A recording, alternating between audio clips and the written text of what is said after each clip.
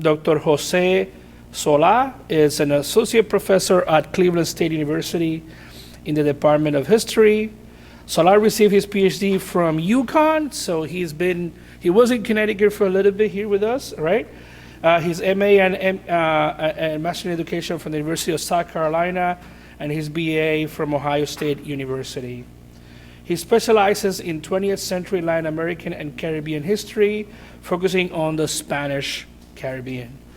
His current research examines the interaction between the International Health Board of the Rockefeller Foundation, the Department of Health, and the agro-industrial sugar complex in Puerto Rico between 1910 and 1930 in their search to eradicate malaria among sugarcane workers. The goal of the project is to examine the relationship between American public health policies, colonialism, and the plantation economy in Puerto Rico during the first 3 decades of the 20th century. Sola's research explores the cultural history of the sugar plantations during the first decades of the 20th century in the Spanish Caribbean.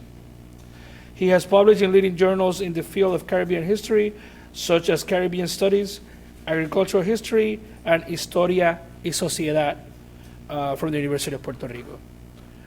So, Dr. Sola, welcome.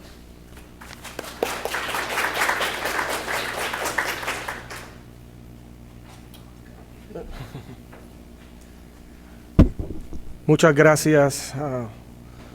Thank you very much for being here. I know some other students will be, and people will be walking in, so we'll proceed as we schedule. But I'd like to first thank the Latin American Latino Caribbean Center, also Central Connecticut State University. I'd like to thank Dr. Marianne Mahoney and Dr. Silvia Jalil Gutierrez for the kind invitation, and everybody else in the organizing committee. Also thank you for everybody who's here and those who are watching virtually. In all honesty, when the invitation came and I told Sylvia and Marianne and other individuals who were with me yesterday, I was surprised to the point that I checked my email to see, did they get the wrong person? So it was a big surprise, but once I realized this is the real deal, I was more than happy to come and participate in your activity today.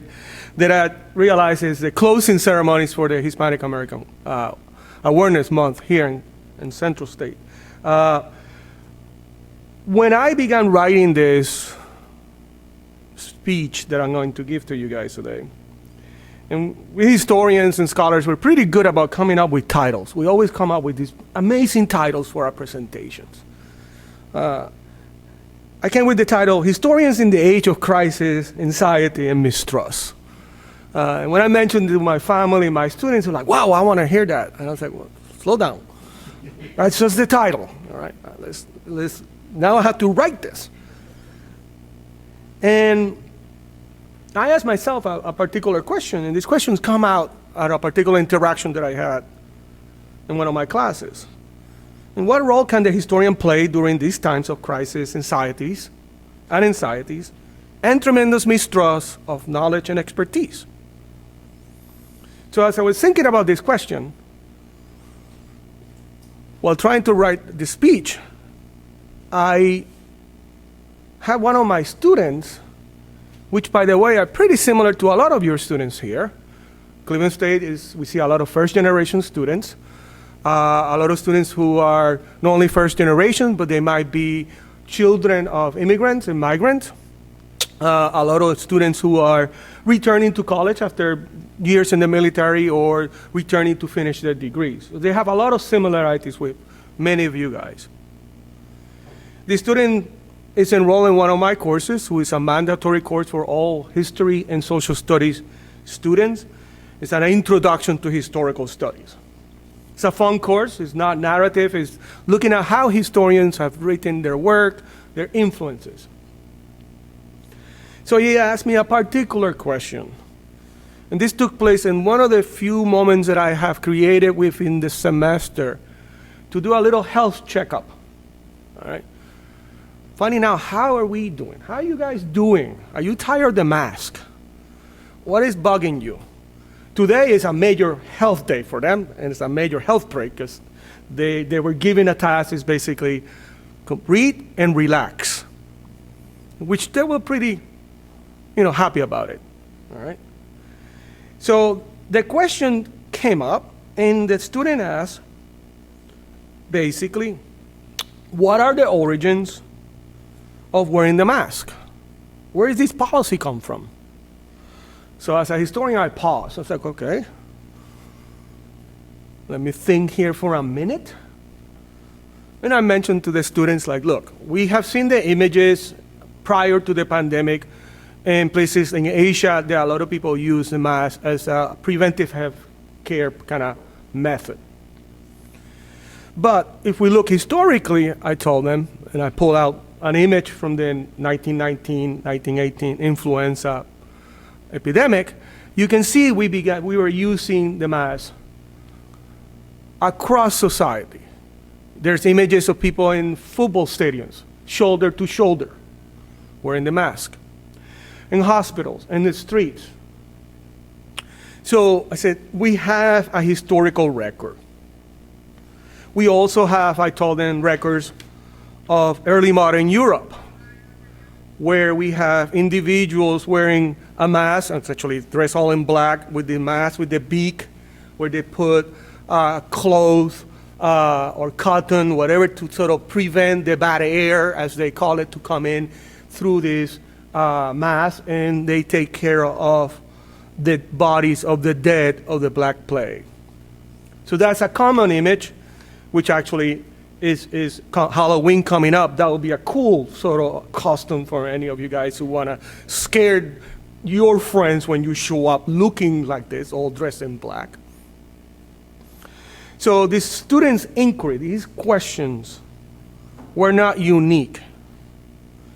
Many individuals who are historically minded, we do see them asking those questions. And I realized at that moment, it's like, I got my presentation. I got my speech. It's my knowledge, my training, my ability to answer those questions. The problem is, once I opened the classroom to those questions, a series of other questions came up from my students. From about the 6 feet policy, where did that come from? About the issue with vaccinations. And sometimes some of the questions were a little harder to answer. Things like, has our nation been this divided as it's today? So I was taking that moment and I was realizing that there's a lot of questions that if they have, other people have. So it is at that moment that I realized really to a point that, what is my role as a historian in this time? What can I do? How can I use my craft, the historical craft, to explain the past, to help us understand better what's going on today? How society has changed over time in the process. But most important, I realize, as a historian, how can history teach us how humans have dealt with past pandemics? To take those books, those journal articles, that information out of the shelves of the libraries, of the bookstores, and make it real to people. To understand how our actions have contributed to the spread of diseases across borders. Right? So during the past 2 or 3 decades, we have come to the realization in what we call the West, the North, that epidemics are no longer these distant catastrophes. All right? They're always happening somewhere else, if you think about it. Ebola is in Africa. SARS is in Asia and the Middle East. All right? These are no longer distant catastrophes. They are a tragic reality in our society. We cannot escape them just because we're in the United States. All right? And believe me, I was one of those who's like, well, that's happening somewhere else. And sadly, but interesting enough, the pandemic hit at the moment that I was in my sabbatical. I was like, this is the worst time. But when I left for Puerto Rico in January and February of 2020, and if you're in Ohio in January of 2020, by the way, it's cold, there's a lot of snow, and they're no longer LeBron James playing basketball in Cleveland. So I was like, all right, fun. I'm going to go to Puerto Rico. I'm going to do my research. I was there about 4 weeks, and I had to return, just put in the caboose in my time in the island. So it's not distance, it's not far away, it's there. So as we discovered this, that the current pandemic is not far away, we also began to realize, as time is moving forward, that COVID-19 has revealed the areas of our social fabric, our public health care system, our trust in science have eroded rapidly during the past decades. All right. When I sat and read the call for papers that I was sent, I was looking for, okay, what are the topics that we're going to be discussing in this conference? And one grabbed my attention. And the topic, it was a big topic, it's a big general topic, and I was like, okay, so let me cite this, let me quote this. The topic is on the intersection of history of diseases and epidemics, colonial and post-colonial history, and the idea of the other, and the impact on current pandemic concerning the peoples of the Americas. I realized, wow, that's a big topic. It's a fun topic because it's huge, but I was like, wow, this is huge. Like every topic in a major conference.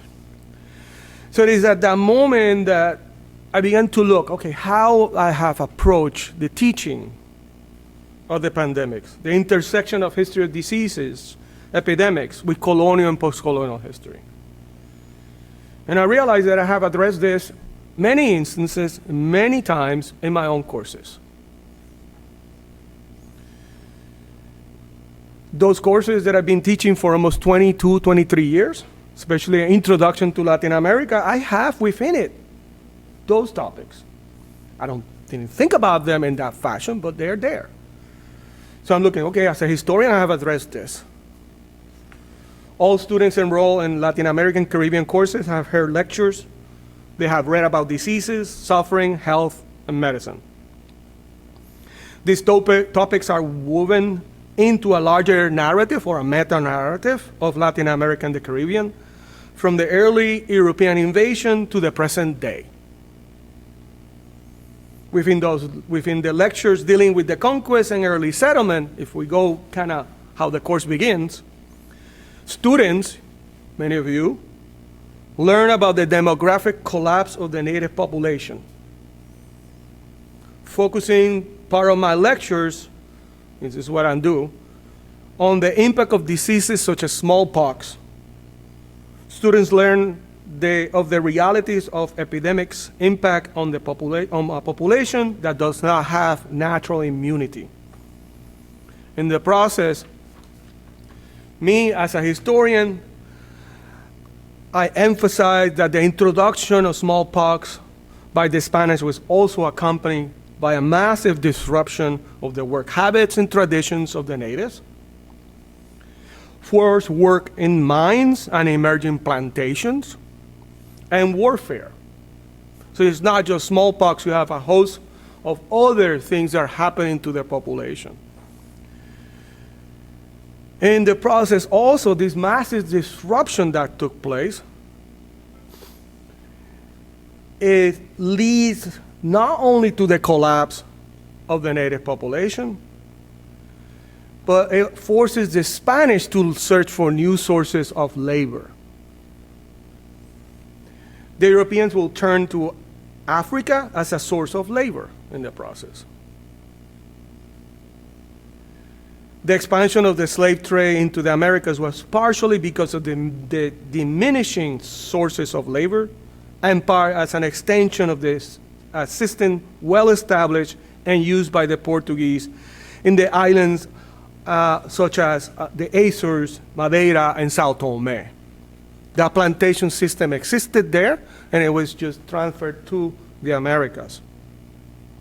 But with the arrival of the first enslaved Africans into Santo Domingo, for example, to just take that example, during those first decades, and settlement, which is probably the largest and most brutal forceful migration in human history as we know it today, disease came with the enslaved Africans, as well crops that they brought with them. So the transportation of yellow fever that came in the slave ships and among the enslaved caused periodic epidemics among the colonists in the region. So that's a whole new disease that I'm introducing in the class. So yellow fever and then malaria. And what's interesting is that recently, there is studies showing how the vector of yellow fever, the mosquito, and the disease itself kind of adapted to the mosquitoes in the Americas, which, by the way, this is really rare to have a mosquito, as a vector, meaning that carrying the disease from one host to another. And to find a specific mosquito to do this is like finding a needle in a haystack. It's really difficult, but we happen to have several in the Americas. And it found that host, and then it spread through the region. For the next 500 years, yellow fever and malaria continued to affect individuals. And in many instances, it was the cause of death for many people in Latin America and the Caribbean. So now we are in this narrative that I'm moving from the demographic collapse of the natives and the enslavement of 12 million Africans, which is woven into another thread. It kind of merges into another thread. Natives, Africans, and their mixed descendants face state and church violence for using their healing practices. Members of the colonial administration, particularly church officials, deemed those practices as demonic and needed to be eradicated. But these practices, both native and African, were inserted in everyday practices among the colonies and eventual citizens of the republics that emerges in the 1820s onward. Native practices, African healing practices, are still present today and continue to be used among individuals from Havana to Cusco, to Guadalajara, to Bahia, to Santander, to Hartford, Connecticut, and Orlando, Florida. Much like in the past, individuals in these parts of the world search for those healers in hope of finding a cure to their illness. However, this practice is also combined with modern medicine. And we have seen this personally. Many of those who are from Latin America have experienced these healing practices personally in the form of baños, hierbas, tés. A baño is basically, for those of you who don't know, is where your grandmother or a great-grandmother or an aunt or somebody will give you this kind of bath with agua maravilla, which is like, loosely translated miracle water or wonder water. Has this aroma, it's really intense aroma. And they'll put it on you, and because that's supposedly going to cure you. And the famous vapor rocks, they put it in your chest, and it's like comedians have made a career making fun of this, because as soon as you have a sniffle, somebody jump and put vapor rocks. Putting a little a penny in your forehead if you have a nosebleed. I never understood why my grandmother did that, or my mom said, just put that and pull your hair back. It's like, what is the penny? What's Abraham Lincoln has to do with this? All right, it's a folk medicine, a folk remedy, who has particular roots of native, African, and a blend of all of them. And in my family, it was not unique. I have my grandfather's mother, my great-grandmother, Abuela Carmen, who supposedly have powers. I always thought of her, this strange little lady who show up and these strange things. But I was a child, so I did not understand. Now, as an adult, I kind of regret not understanding and appreciating her more, including my own grandmothers, Abuela Paulita and Abuela Luz, who they themselves had all kinds of remedies, tests, who knows what else she put me through, and my mother and my sister and brother, and these sort of these native cures. They're funny to watch, they're funny to experience, but when you look back historically, they have meaning and deep roots in the region. As we move our narrative of Latin American history progressively into the 19th, 20th century, now my students are introduced to public health campaigns, which were either engendered by imperial designs or local initiatives.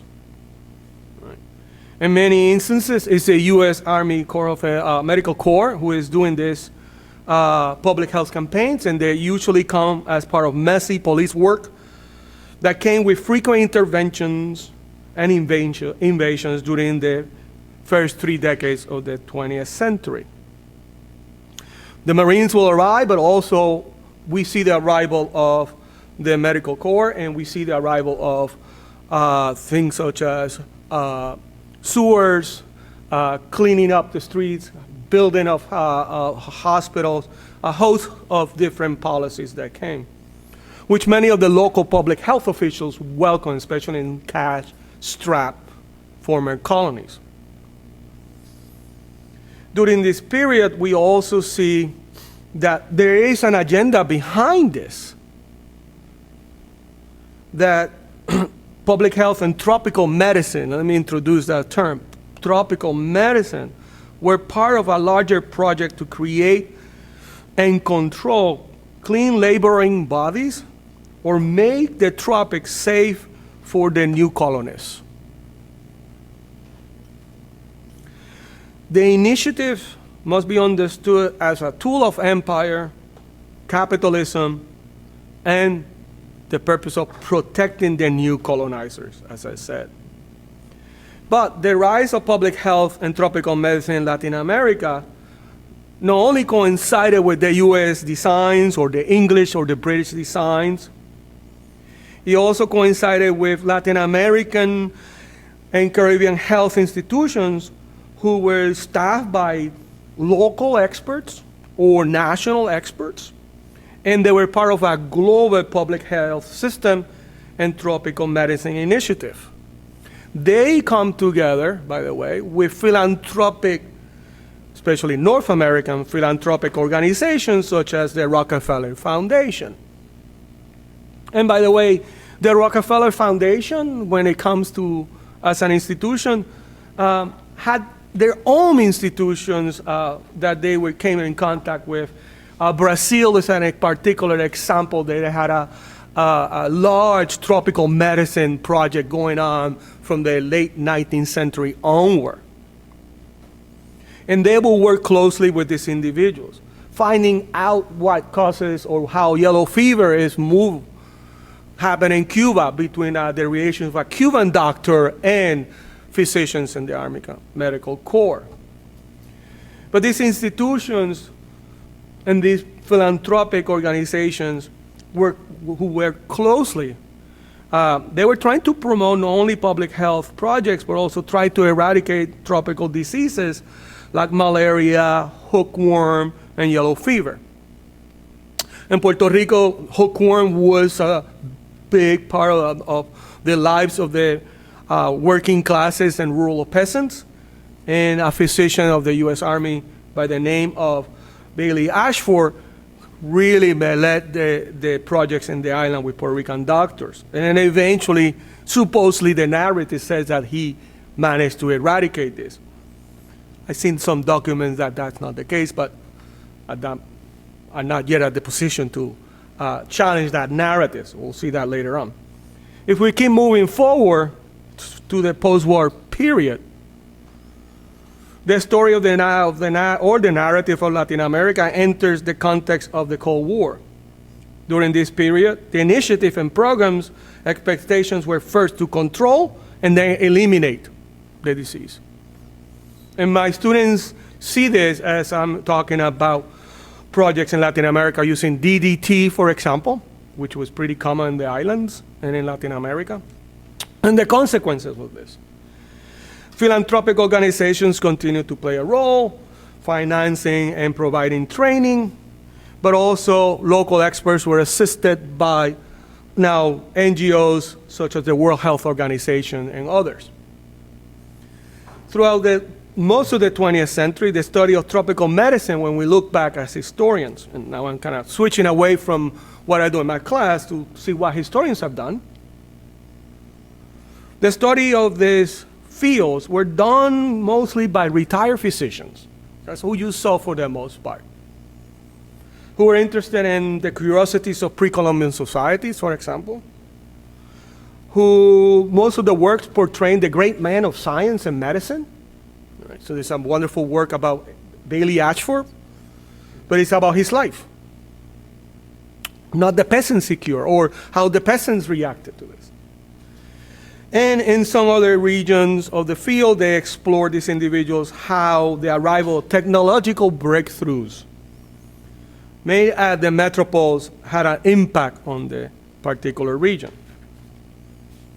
But this changed, right? And during the past decade or so, historians trained in public health, medicine, and science have begun to publish monographs and articles that focus on different aspects of this now well-established field of historical knowledge.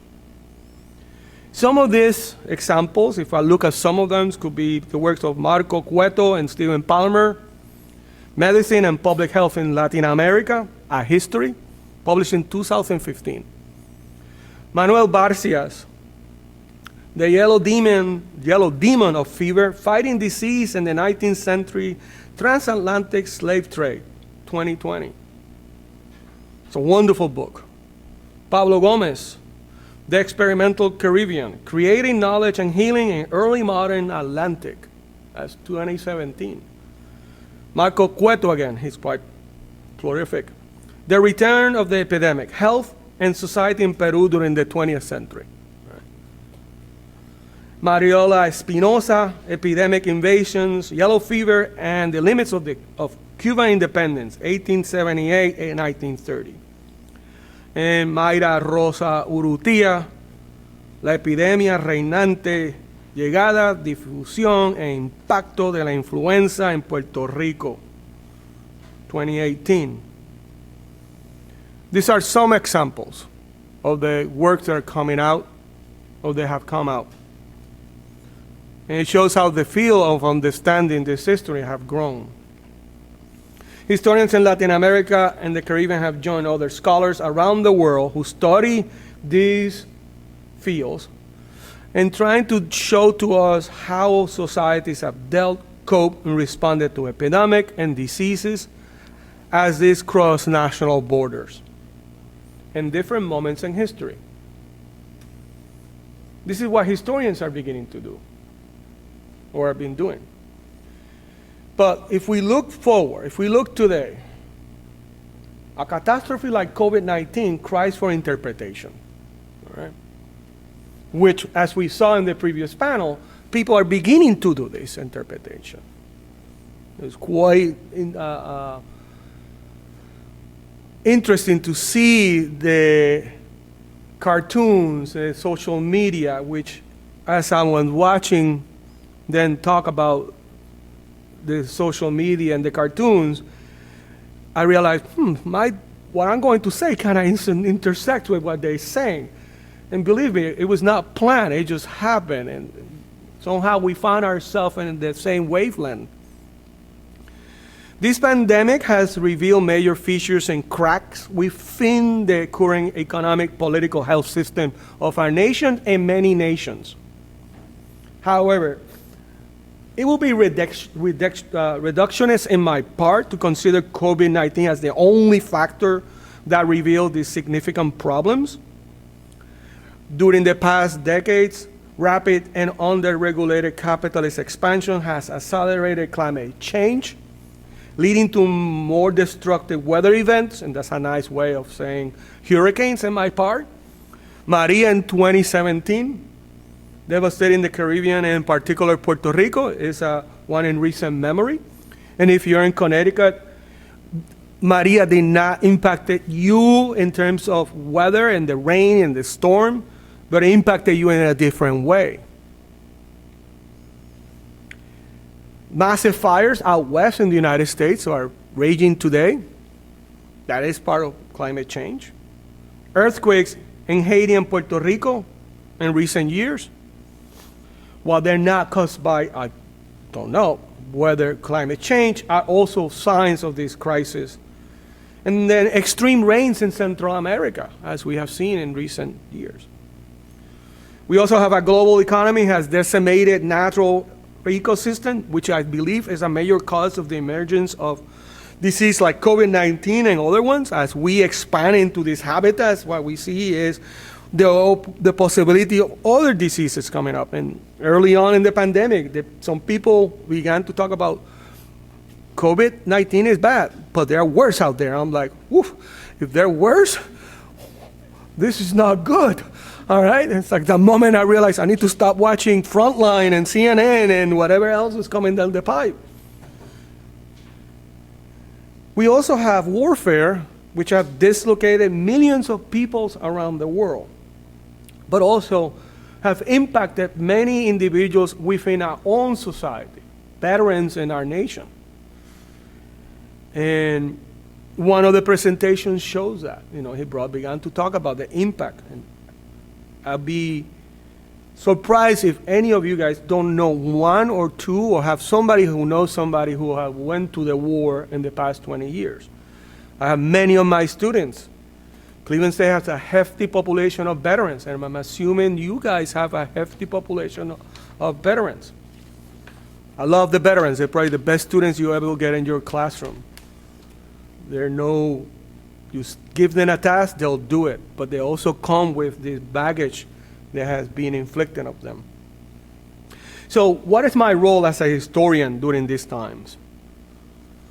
To be honest, this is a difficult question to answer, even if I provided some examples. There's no correct answer if we consider what it's asking. Every historian, every scholar, every humanities professor, every public health official will give you a different answer. But historians can help us understand how we as humans face environmental, health, natural events, and human-made events, and the crisis that this created. Historians have written books and articles examining and explaining how epidemic, hurricanes, earthquakes, drought, to give you some examples, amplify the relationship between economic systems and living conditions. A particular crisis, when it goes global or regional, it begins to show the living conditions that have been shaped by class, wealth, race, and how this worsens. How for some people this is worse than for others. But also it reveals high levels of inequality. Right? To give you an example, this is when individuals, as COVID-19 hit, we see many of them fleeing New York City, for example, fleeing the urban centers and going to the Catskills. They're going to other and renting locations. But many of us could not leave. Many people stay. Historically, this is not unique. We see the same thing in Europe. As French aristocrats will leave Paris as the plague is coming, or Italian aristocrats will enclose themselves in their mansions, and they have massive warehouses full of wine and bread and everything under the sun, while other people stay behind. So we have historical examples to tell us about it. But in this cry for interpretation and analysis, we also need to look at how a government or governments begin to close borders when this begins to take place, to restrict the mobility of people because they might be carrying the disease. Goods will also stop moving, creating scarcity that will lead to desperation. that lead to anxiety, that lead to massive rush into the stores. I never understood why, in my opinion, people were buying so much toilet paper. When I arrived from Puerto Rico, everybody, you gotta go and get toilet paper. Why do we need so much toilet paper? Are you gonna blow your nose? What's gonna happen? Or pasta, that's the other thing went, whew. You went to the grocery store and it was like the Wild West, every person for themselves, which caught me off guard. I left the beach to go, I was doing research, by the way, but I found myself looking at this, experiencing this for the first time. Yet, as the crisis begins and takes place, this causes stresses in a particular area and people.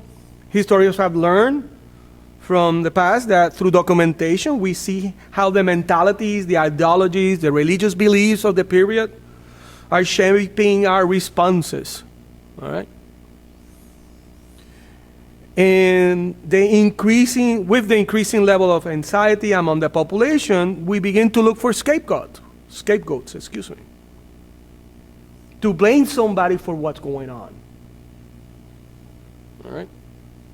To blame outsiders for what's happening to us. Others will look at signs of divine power who is angry and is punishing us for what's happening. We're now either upholding the laws or practices of a particular religion. So we look for those answers, we search, and historians can help understand how we've done that in the past and what has been the impact. In some instances, the crises are stimulus for the expansion of state authority. We saw this after 9/11. Right? When our nation was coping with the impact and the horror of that date. The federal government, in this case the executive branch, expanded its power through congressional approval. So we need to sit and reflect that sometimes we need to pause before we do that, because then what are the consequences? At the same time, this pandemic and what's going on today is taking place after 25 years of neoliberal policies that also see health care in the terms of cost-effective policies. Underfunding these public health facilities, hospitals, and programs throughout the United States and other parts of the world. This is not unique to us. The defunding of the state support and sponsored programs, if we look historically, we can learn that could be disastrous, could be a major disaster. Peru is one case. In 1991, Peru experienced the first cholera epidemic in 100 years. And over 300,000 people died in that process. Cholera is a disease that can be easily prevented. Potable water. What does that mean? That the system that cleaned water in Peru collapsed and were not funded. All in the name of saving money. We also see there is a growing mistrust of experts, even in the face of overwhelming data and information. People are not trusting the experts. And this is something interesting, because if we look back, all right, we see this too. As I wrote this, the New York Times came on Monday with a nice little article, which I was surprised. I was like, why these guys didn't publish this 2 weeks ago? It would have helped me a lot. So I wrote a bunch of notes as I thought about historians' role. The article started with this painting of the triumphs of death, which is an image of the Black Plague by Peter Burgel the Elder. It takes place in the early modern era, modern Europe. It basically is this image of these dead bodies, people are alive, disease, this really painfully looking image. But what the image is showing more is the psychic impact of the bubonic plague. All right? It was the terror that lingered as the disease receded, a historian said. This is what it shows, is the terror, the pain, the psychic pain that have been inflicted. So if we look at COVID, we need to realize that COVID-19 is a new kind of despair on humanity. All right? Many of us ask questions like, when the pandemic will end? All right? And I remember sitting quite vividly in my dining room doing a Zoom meeting, and I think that was April 2020, with a group of friends who were in their homes. By the way, one was actually across the street, was another academic. And there is a young, one of our friends who is a professor of Spanish at Case Western Reserve University. And my friend Damaris says, right off the bat, this only ends when we have a vaccine. Remember, this is April. You could see all our faces and the pain that came through us. I'm like, wow, this is long. This is going to be long. So, Alan Brand, a historian at Harvard, actually said in this article that, and this kind of hit close to home, is that we tend to think as pandemic and epidemic as these episodic events. It's going to happen and goes away. All right. But the reality is not. They're not episodic. We're not living in the era of the COVID crisis. We're living in the era of COVID-19, which is a big difference. Crisis you can resolve and move on. This is going to linger, he's saying. And for us, we are beginning to learn, scholars are beginning to learn the ramifications of COVID-19, which many of them, by the way, and not to be a bearer of bad news, will last forever. Some of them for decades, others longer. The longevity of COVID became a reality when the Delta variant took place. I don't know if you remember the summer, many of us in the state of Ohio, suddenly you can take your mask off. You can go to places, go to restaurants. Everybody, I was like, wow, great. Thinking this is over. Then Delta comes and hits you. I felt like I was dancing, and I tripped and fell down. And many of you guys probably have all their experiences, but it was like that. I was like, wow, this is great. Boom. You also have to realize that part of this kind of moment of thinking of this as a moment in history is that when the first vaccines were out and the images of people getting the first vaccines, like, in England, for example, they showed that older lady receiving the famous jab. She was the first in England. Many of us were ecstatic. I was quite happy. Oh my God, the vaccine. And I was lucky enough to get it early on. And I was like, I'm vaccinated. This is over for me. The pandemic is over for me. I'm safe. All right? That was quite interesting. I was thinking that way, realizing what was going on. But I was like, it's over. Nothing I can do. So Frank Snowden will actually say at that moment, I say in the article, you know what? The after effects are not going to be over with the vaccine and the mask. It's going to last. You're going to have psychological, you got severe illness. And Frank Snowden is a historian at Yale University who has studied malaria and yellow fever in the continent, in Europe, and the impact of in Italy and in Germany. Another part of that we need to begin to understand is how the pandemic, like COVID-19, is a break in the progressive narrative in history. This is different. Progressive narrative means that there's a continuity. This no longer you can speak of, last year. Now is before COVID or after COVID. But also we got to realize that as this moment in history, time blurs. I don't know if you guys realize of many of when you think back, you guys, a year ago, it feels like it was an eternity ago. Summer of 2020 was an eternity ago. And if you were in high school graduating, like I had a child, to him this was like, oh, back in the old days. He says that, you're 19 years old. What are you talking about, the old days? The old days meant for him, it's like before COVID, when I was having fun with my friends. All right?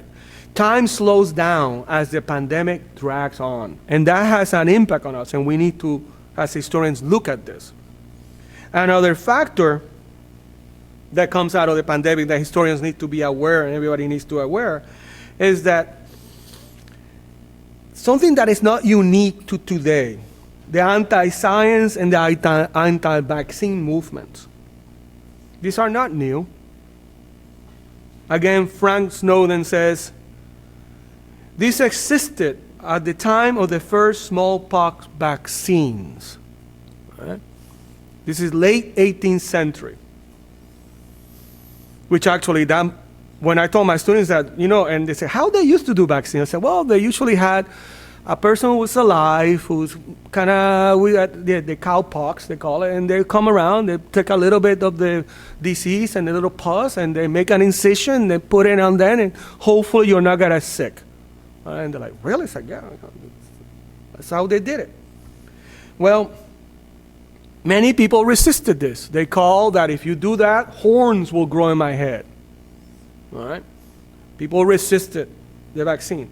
American soldiers under George Washington could not resist. They were all vaccinated in the winter, one of the winters of during the American Revolution. In Latin America, Jose de San Martin, before he crossed into Chile in 1817, he vaccinated all his troops in the high Andes, right, for smallpox. The difference between back then, as we use in the previous decades and centuries, in the late 18th century, early 19th century, is that the vaccine skeptics, those who provide misinformation, did not have the platforms to deliver this fast and furious. Social media amplified these debates. But believe me, if these individuals had access to Instagram, Twitter, Facebook, they would have used it. They would have picked on it immediately. So in the era of COVID, we have to see it as a way, as a period, as a moment, in history, where these magnifying glasses are showing to us the fears, prejudice, the stereotypes of us and others. We need to begin to try to understand the scapegoats that were created, how misinformation is produced, the impact of this misinformation, the impact of the science of it, of the production of the vaccine, the policies passed by the state apparatus, in order to have a better understanding historically. It is here the historian plays a major role. In the conference panels that we've seen today, the conference panel, the papers that we just saw and will be seeing, are an indication that we are moving in that direction, that we are trying to understand this and are contributing to this understanding. Your presence here, your presence online, it is part of trying to understand what's taking place. Historians can participate in the dialogue. We can engage not only a specific population, we can engage the larger public. It's our role to do that, to step out of our offices, out of our cubicles, wherever you practice your craft as a historian or a scholar, and go out there and write, talk to people. I see my role as working with my students, and hopefully they take that information to their homes. We can use the past to understand the present. The past, by the way, is always in the past. What the past can teach us is to see how we humans dealt with past crises. Thank you.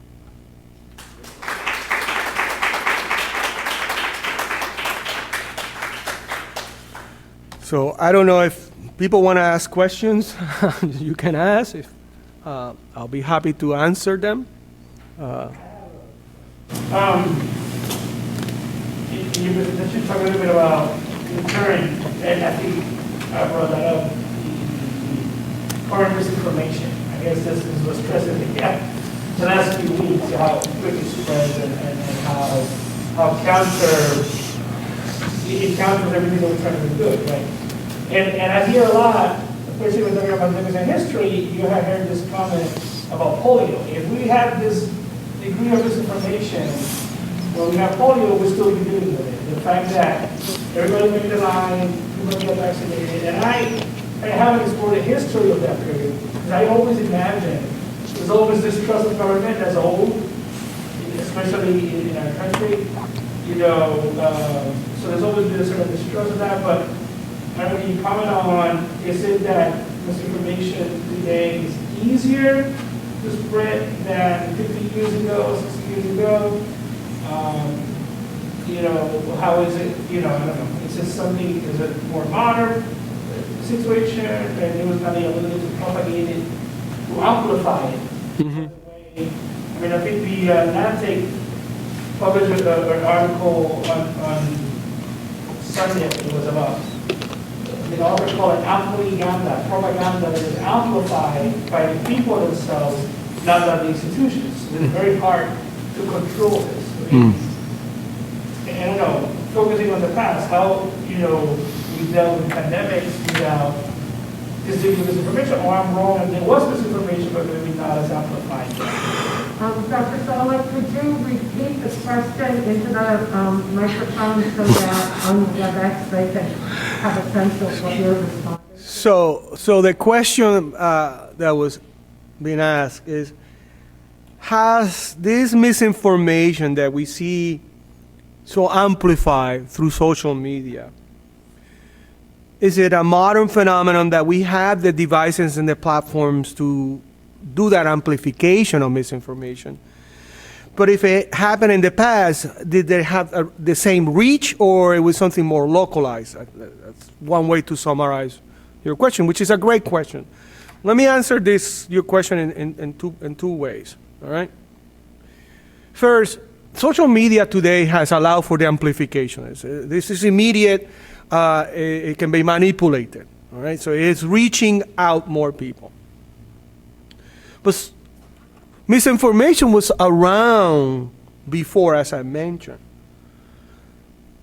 There is individuals who wrote and print papers, in the 19th century, and this is distributed, but also you have to contend who's getting those, and then you have issues of literacy. So that is where cartoons also come into play, the drawings in cartoons. So the iconography of the misinformation is out there. But again, it's reaching them, how fast it reaches them. A big difference is that in the past, like today, people say, if misinformation was like that when polio took place, we'll still be dealing with it. There's a big difference. Yes, people line up. A lot of people knew people who had polio, or they had people in their community, so it was not hidden away. This is something that people saw, all right?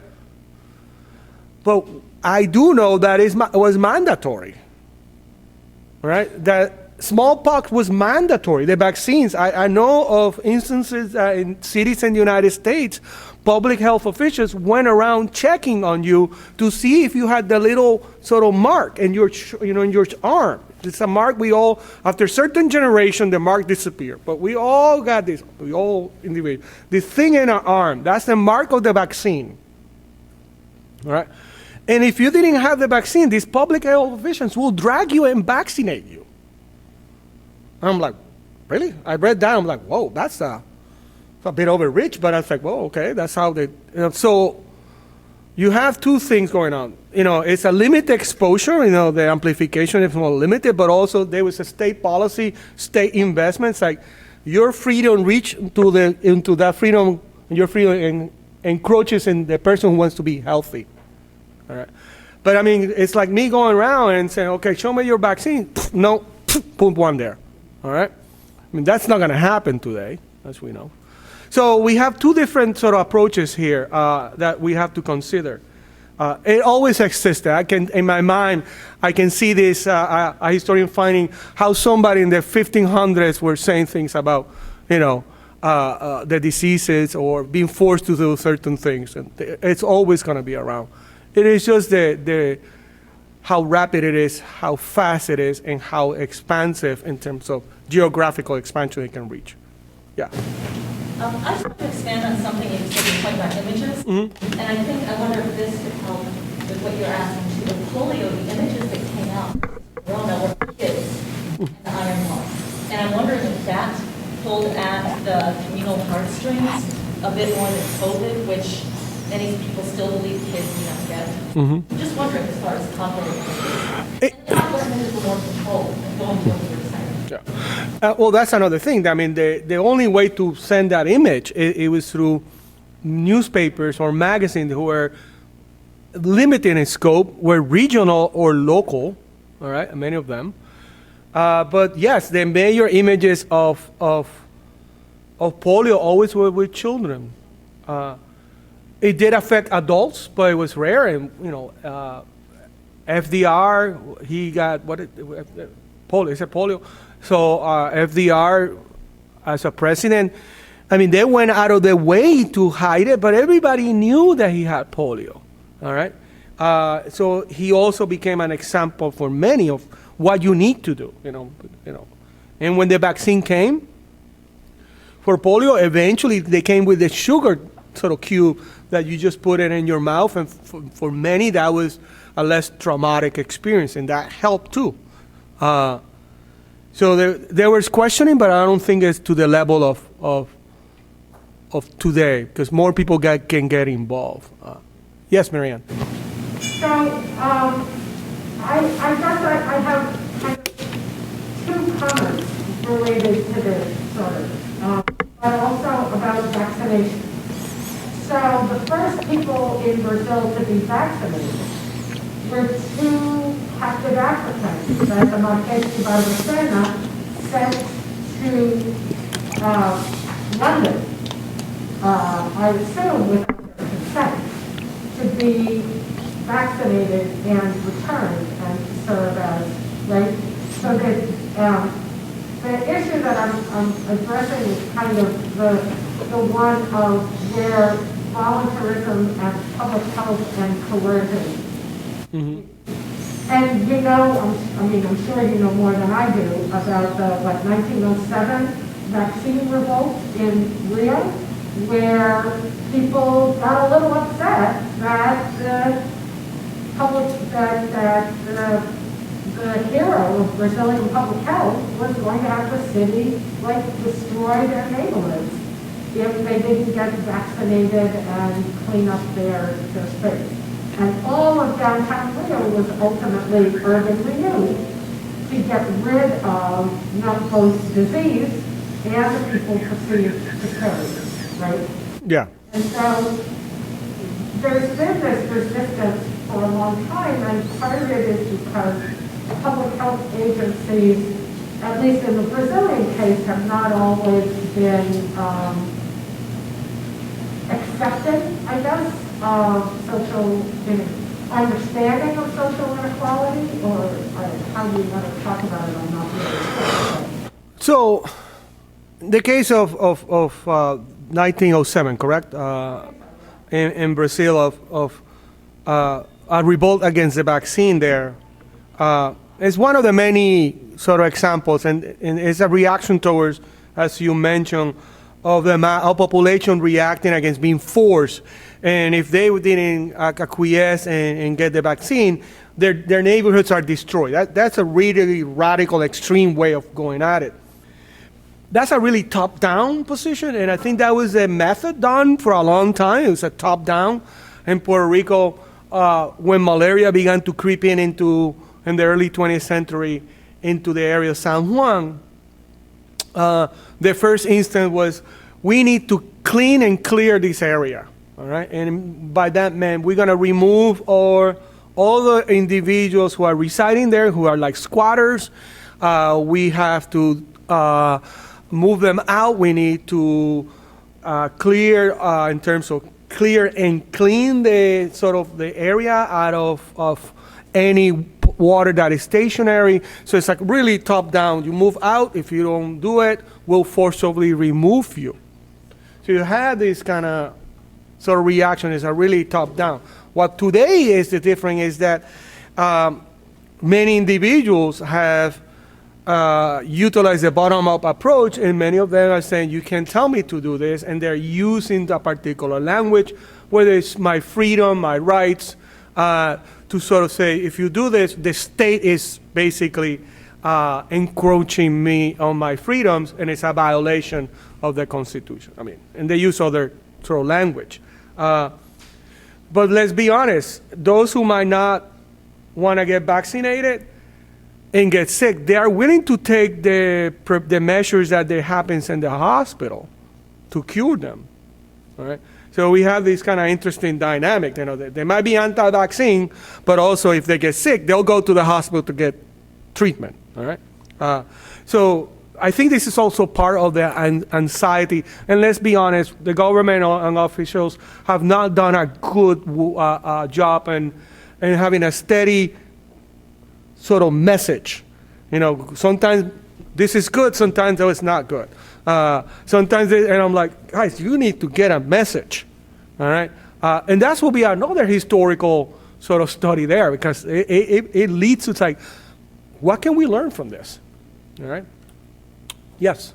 I think that as you talk about neoliberalism, the issues of capitalism, you know, that we are all sitting ducks and commodified. Mm-hmm. And so maybe some of these people, as you see, part of the state is saying we should be vaccinated, other parts say you should not. We think about Florida and Texas and some of those other places.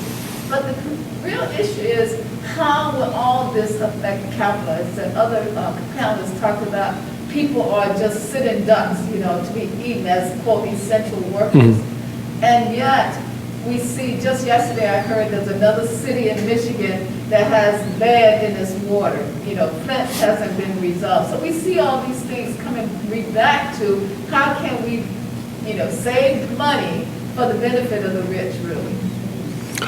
That is true. I would say that to a certain extent, our reactions, not only of ourselves, but also the reaction by the state, the reaction by private capital is based on the bottom line, and capitalism deals with that. So it is something that it will manifest differently in every community. I understand sometimes it's hard to think that there might be people around us who don't believe in the science and things like that. We kind of live sometimes in bubbles, and I always tell friends, like, you know, we have it here. Now the question is, how are we going to talk to them? How they're not going to see themselves as these, you know, marginalized sort of agents. But we have allowed that neoliberal capitalist sort of project deep into the system, and it's hard to extricate from it. Latin America is an excellent example. What makes Michigan an interesting example, and the issue with lead in their pipes and water, is that they're not unique. I mean, anywhere in the Midwest and the Rust Belt, as we call it, we are dealing with that. And that is something for decades to deal with. And I, in my opinion, not only with this sense of there's nothing we can do that sometimes come out of it, you know, because of the powers to be, but also I think is organizing, I think, and little by little to chip away. It will move us in the opposite direction. I know I'm not doing justice to your comment and question, but we can continue talking about that later on. Well, yes? Just a quick comment, following up on what Dr. was asking about. When you're talking about beds, right? And thinking about quantification and capital system, and you go, for example, Whole Foods, and you see all these teas for these different illnesses, and all, knowledge that was appropriated, right, from other peoples for the benefit of the wealthy, and yet none of that money or resources are going back to the communities where that knowledge came from. And so, yeah. Well, the commodification of tés, hierbas, and all kinds of folk medicine, you're correct. I mean, you walk through Whole Foods, for example, and many other places, that you see those being sold. Clearly, is an appropriation on their part, and then we're not going to see that capital sort of trickling down and benefiting those who produce that knowledge.